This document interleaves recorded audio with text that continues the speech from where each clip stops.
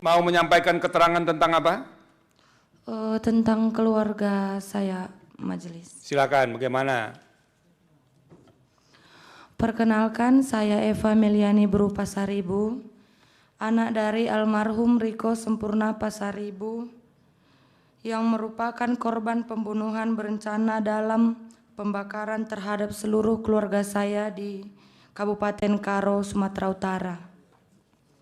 Tidak hanya ayah, ibu, adik, dan anak saya juga ikut tewas dalam kejadian tersebut, yang dimana peristiwa tersebut kuat dugaan saya dikarenakan pemberitaan ayah saya selaku jurnalis.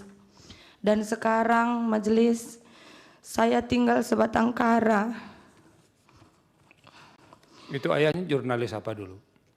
Tribrata TV. Tribrata TV di Kabanjahe. Di Kabanjahe. Yang diberitakan itu tentang apa? Tentang ini nanti saya jelaskan. Oke, silakan. Majelis.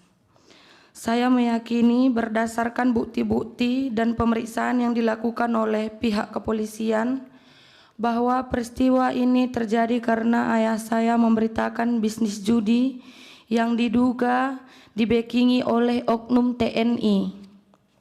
Ayah saya secara berturut-turut memberitakan isu tersebut pada tanggal 21, 22, dan 23 Juni 2024 serta pada tanggal 26 Juni 2024, satu hari sebelum pembakaran terjadi.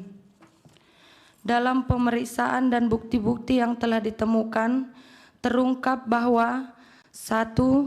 Ayah saya didatangi oleh Koptu Herman Bukit yang meminta agar ayah saya menurunkan atau meng-take down berita terkait bisnis judi. 2. Ayah saya merasa terancam dan mengatakan akan meminta perlindungan ke Polda Sumut. 3. Ayah saya mengirim pesan bahwa ia merasa sangat terancam oleh Koptu Herman Bukit, dan pesan itu juga ia sampaikan kepada Kasat Reskrim Polres Tanah Karo. 4. Koptu HB juga mengirim pesan kepada Pemret ayah saya agar menurunkan berita tersebut. 5. Dari hasil investigasi, ayah saya dihimbau untuk tidak pulang ke rumah karena alasan keamanan. 6.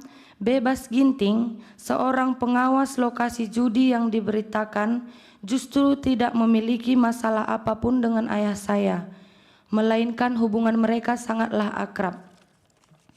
7. Bebas Ginting pernah menelepon saya dan mengatakan bahwa adanya keterlibatan Koptu Herman Bukit tersebut, bahkan menyampaikan bahwa Koptu Herman Bukit itulah yang menyuruh dia melakukan pembakaran. Ke-8, Bebas Ginting juga menyampaikan di persidangan bahwa ada pihak lain yang terlibat dan para eksekutor menerima uang 1 juta rupiah sebagai bonus karena telah melakukan pembakaran. Mengetahui semua dugaan keterlibatan Koptu Herman Bukit dalam peristiwa ini, kami pun membuat laporan di Puspom Angkatan Darat Jakarta. Begitupun kami masih disuruh membuat laporan lagi di Medan. Kami mengikuti semua prosedur, tetapi berjalannya waktu, pihak Pomdam 1 Bukit Barisan tidak memberikan hasil pemeriksaan mereka. Setiap kami follow up ke sana, kami selalu dibola-bola dan penyidiknya sampai ganti-ganti, sehingga memperlambat berjalannya kasus ini. Kami juga sudah advokasi di nasional, mendatangi Puspom Angkatan Darat di Jakarta, dan Wadansat Idik Puspom Angkatan Darat menyampaikan kepada kami kalau akan segera ditetapkan tersangka. Tetapi ketika kami kembali ke Medan, kami kembali dihadapkan kepada proses yang tidak jelas dan tidak transparan dari Pomdam 1 Bukit Barisan. Yang mulia Majelis Hakim, perbedaan perlakuan antara pelaku sipil dan pelaku dari unsur militer sangat terlihat dari awal penanganan perkara. Para pelaku sipil ditangkap cepat, ditahan, diperiksa secara terbuka, dan proses persidangan berjalan dengan akses publik penuh. Sebaliknya, proses terhadap Koptu Herman Bukit tersebut berlangsung tertutup, minim informasi, dan tidak melibatkan mekanisme pengawasan yang memungkinkan keluarga korban atau masyarakat sipil melakukan pemantauan. Keadaan ini menimbulkan kekhawatiran mendalam sekaligus luka hukum bagi saya sebagai korban, karena menunjukkan bahwa ketika seorang pelaku berasal dari institusi militer, proses hukum seolah berada di luar jangkauan kontrol publik.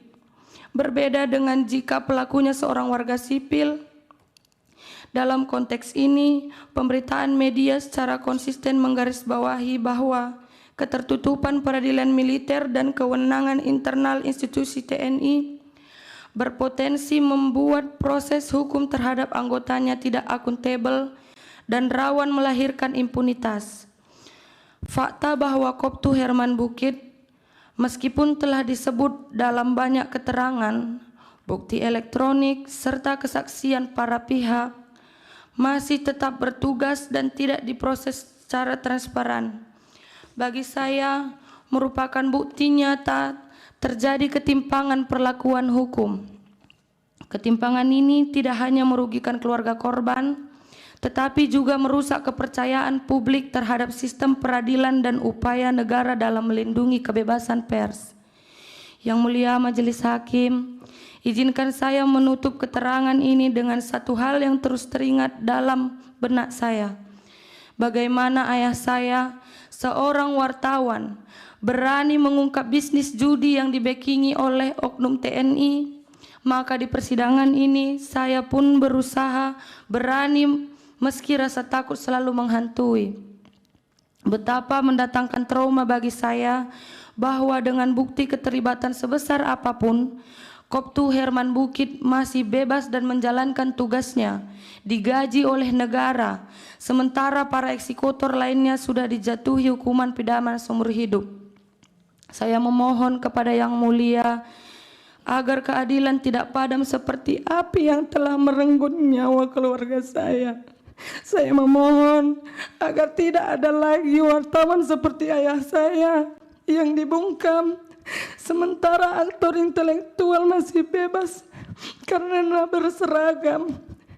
Saya berharap ke depannya setiap kasus yang terlibat atau diduga melibatkan oknum TNI tidak lagi dibedakan dengan orang sipil dan dapat diperiksa bersama-sama tanpa adanya perbedaan perlakuan di hadapan hukum, sehingga korban seperti saya dapat benar-benar merasakan keadilan. Karena ini adalah harapan terakhir saya, Yang Mulia. Saya sangat-sangat bermohon kepada Yang Mulia Majelis Hakim sekalian agar dapat mempertimbangkan permohonan saya, anak sebatang kara ini, dalam mencari keadilan di dunia yang hanya sementara ini. Demikian keterangan saya. Sekian dan terima kasih Yang Mulia. Makasih, silakan kembali ke tempat duduk.